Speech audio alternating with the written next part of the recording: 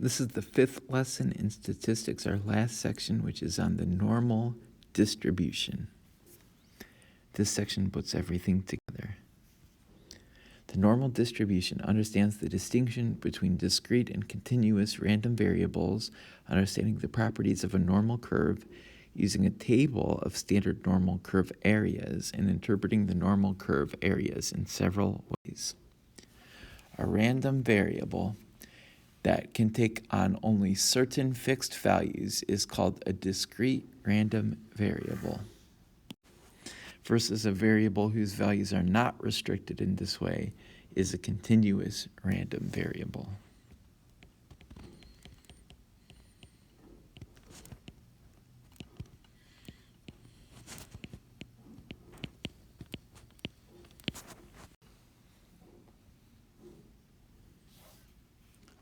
A normal curve is a symmetric bell-shaped curve.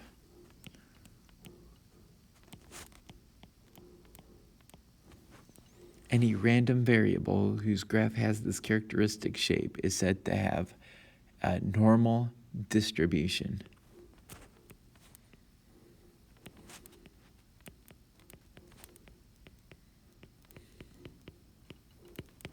On a normal curve, if the quantity shown on the horizontal axis is the number of standard deviations from the mean rather than values of the random variable itself, then we call the curve the standard normal curve.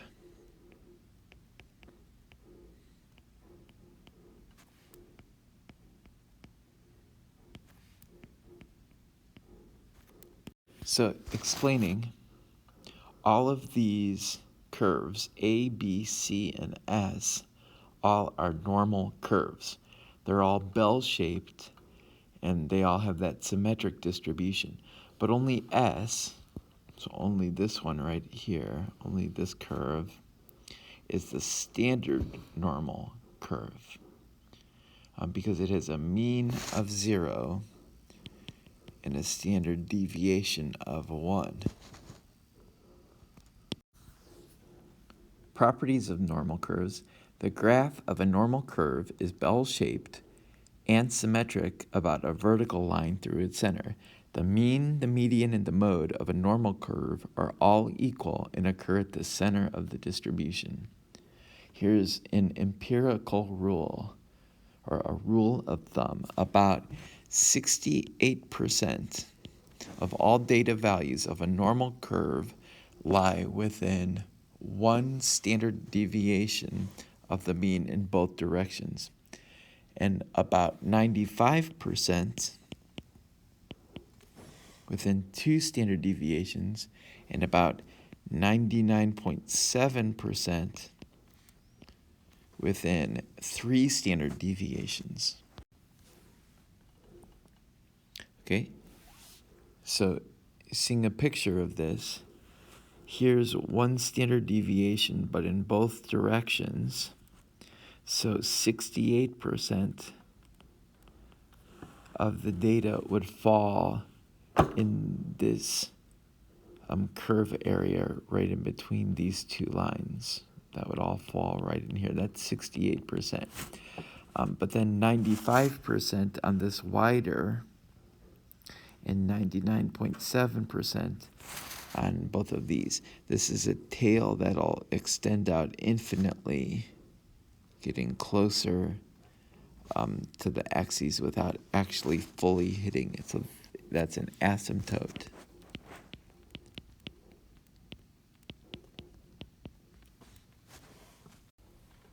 Suppose that 280 sociology students take an exam and that the distribution of their scores can be treated as normal, so as bell-shaped. Find the number of scores falling within 2 standard deviations of the mean. So drawing this picture, here's this bell curve. If this is the mean, and this is about 1 standard deviation, then 2 standard deviations in either direction, 2 standard deviations in either directions, that was about 95%. So 95% of 280 is about 266 scores. So 266 scores are within 2 standard deviations of the mean in this case, since this is a bell-shaped curve. To answer questions that involve regions other than those with 1, 2, or 3 standard deviations, so 68%, 95%, or 99.7%, we can refer to the table on page 690 or other tools such as a computer or calculator. The table gives the fraction of all scores in a normal distribution that lie between the mean and z standard deviations from the mean. Because of symmetry, the table can be used for values above the mean or below the mean, meaning positive or negatives. Above the mean or below the mean. Use the table to find the percent of all scores that lie between the mean and the following values: 1.5 standard deviations above the mean or 2.62 standard deviations below the mean. 1.5 standard deviations above the mean means that we have a z-score of 1.5. A z-score of 1.5. So looking at a table, you could look up 1.5. So looking up on a calculator, that will be 0.43. That means that this amount of area here is 0.43. That's between 0 and 1.5. For negative 2.62, well, it's symmetric, so it's the same on both sides. So we can just do z equals positive 2.62 to get the same answer.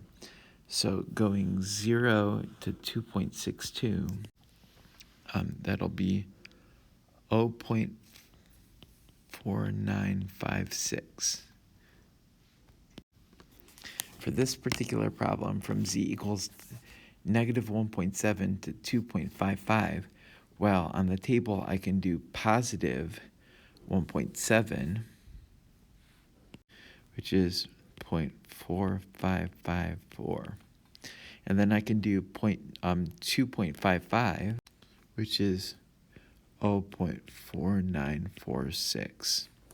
So adding those up together, I'll get 0.455 plus 0.495. So together it's 0.950. That's the amount of area that's under the curve between z equals to negative 1.7 and z equals 2.55. Finding the amount of area in this section, well, I can do z equals 0.6, which is 0.229. So this area right here is 0.229. Then I can find this entire area, which is here, this entire area at 2.63. That whole area is 0.496.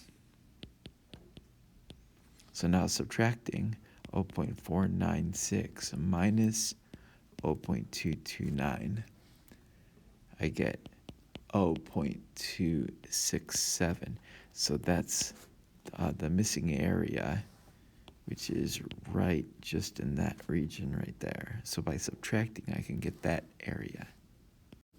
What if I want to get the area on this part of the curve that goes on forever in that direction? Well, the entire area is 0.5. And then at z2 equals 2.14 is 0.484. So this is 0.484. So subtracting 0.500 minus 0.484, I get 0.016. So the amount of area in that green section here must be 0.016. In a standard normal curve, the following three quantities are equivalent. The percentage, so the percentage of total items that lie in an interval, also the probability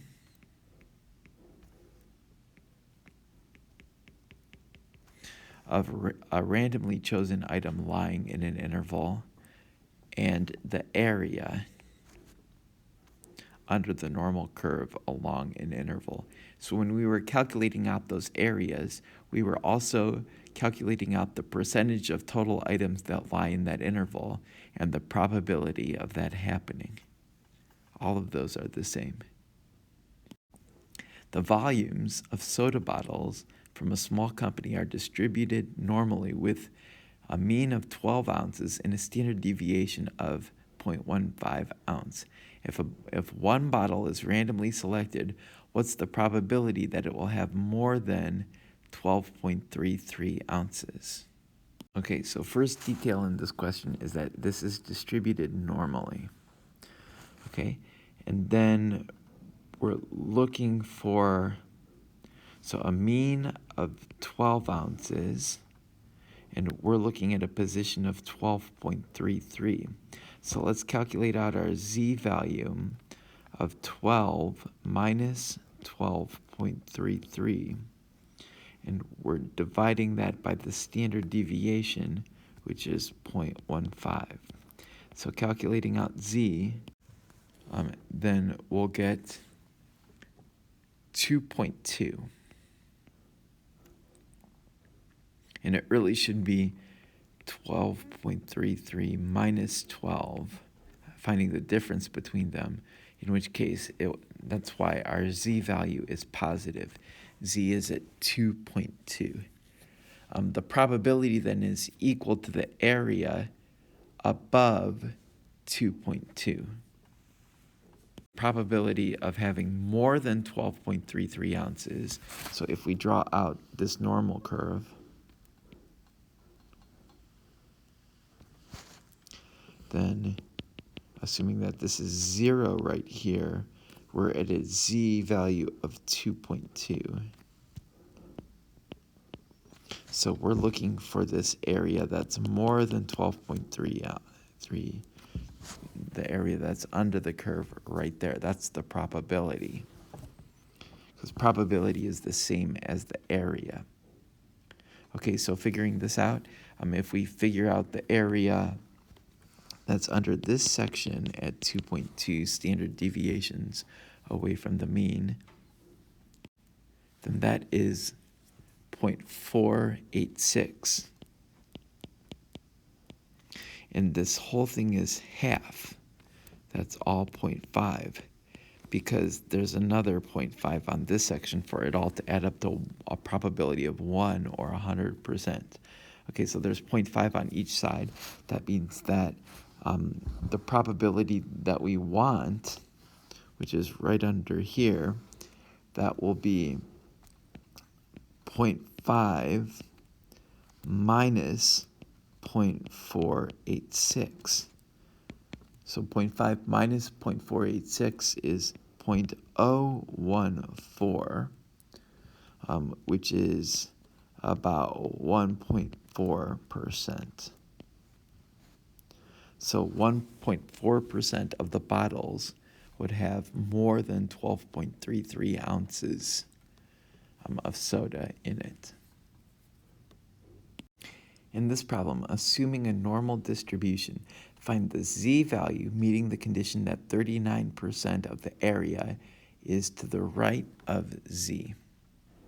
Okay, so figuring out this, then if 39% is to the right and the whole thing is 50%, then I can subtract 50% minus 39% and get 11%. So that's equal to an area of 0.11. So now if I look at the table, if the area is 0.11, then that's approximately corresponds to a z-value of 0.28. So a z-value of 0.28 larger than that would give this 39%. Last problem, assuming a normal distribution, find the z-value meeting the condition that 76% of the area is to the left of z. Okay, so that means that 50% is here. So this section right here must be 26%, or 0.26. So if the area is 0.26, we have to find the value of z that's closest to 0.26. So that z value that's closest to 0.26 of an area is 0.71.